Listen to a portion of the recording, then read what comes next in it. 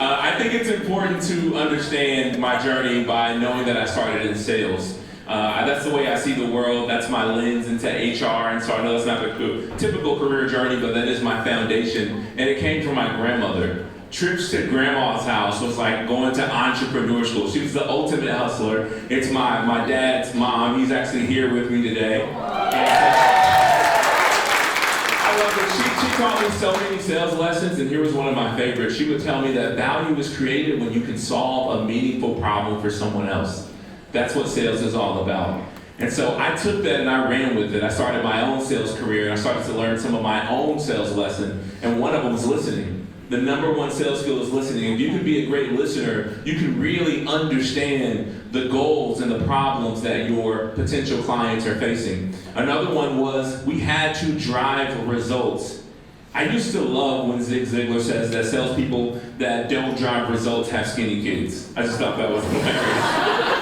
And as a father of four, that's like not an option, right? So you understand, okay. So I had to make sure that I did that. And so I took those skills. I became the number one salesperson at a bunch of different companies, but eventually I decided to go work in HR in a sales training role. And I was happy about that. I'm like, man, I'm really good at sales. I can drive business. I'm gonna teach other people how to do this, and we're all gonna be money makers for the business. But that's not what happened. I started to hear things like, you don't make the company money. You're just a support role.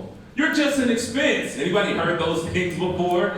Here's my least favorite of all of those. You're a call center. What?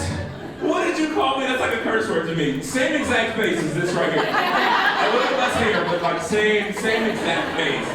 That's not what I wanted to hear. And I ran back to my HR friends. I'm like, do you know how they're talking about us in ops? And they're like, oh, you must be new here. I learned something though. I learned that they had become apathetic. They knew the business didn't value them, and so they resorted to checking the box. Make sure you get the signatures on that training. We got to get our credit. Make sure you get the signatures.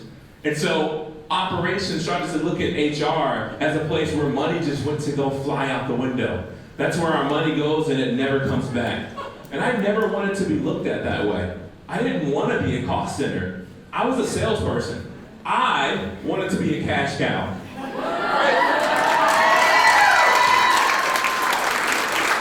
so I started to think about that. How do I become a cash cow? Well, I had to sell it to them. I had to go back to the principles that my grandmother taught me. And when I started to listen, I started to find problems to solve. I started to learn how to drive results. That really gave me great insights into the business. And I started to notice something that was really interesting. I started to notice that there was a different perspective. When I talked to HR, when I talked to ops, they both were trying to do the right thing for the business, but what was right was different based on what side of the table you were on. And this wasn't about any malice or anything like that. Everybody wanted to do the right thing, but they defined it different. And the debate came down to this. Is it people or is it profit?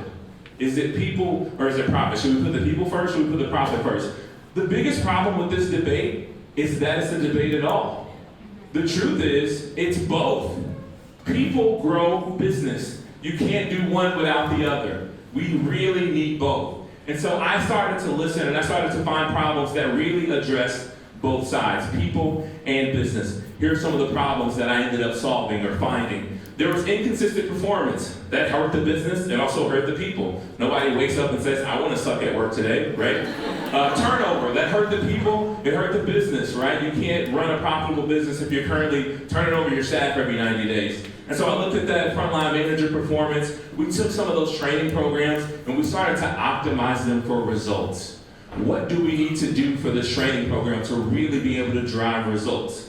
And when I got my first opportunity to do that, I was so excited. We were able to increase the business revenue by $3 million. Anybody need an extra $3 billion? I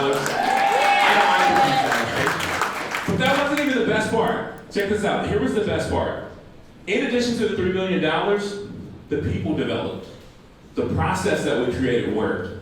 And the business grew. And so that set something on fire in my soul and drove me here today. And it's a message that I hope you walk away with. I know that I'll never forget it. And it's this. People grow business. And if you can grow your people, you can grow your business.